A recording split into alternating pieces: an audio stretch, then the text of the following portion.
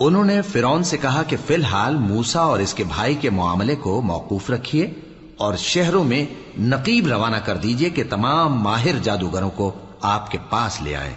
चुनाचे ऐसा ही किया गया और जादूगर फिरौन के पास आ पहुंचे और कहने लगे कि अगर हम जीत गए तो हमें सिला तो अता कीजिएगा ना।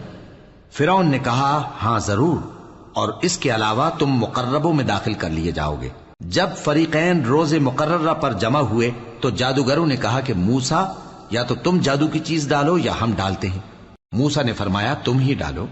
सो जब उन्होंने जादू की चीजें डाली तो लोगों की आंखों पर जादू कर दिया, यानी नजरबंदी कर दी, और लाठियों और रस्सियों के सांप बना बनाकर उन्हें डरा डरा दिया और बहुत बड़ा जादू दिखाया। और उस वक्त हमने मूसा की तरफ वही भेजी कि तुम भी अपनी लाठी डाल दो।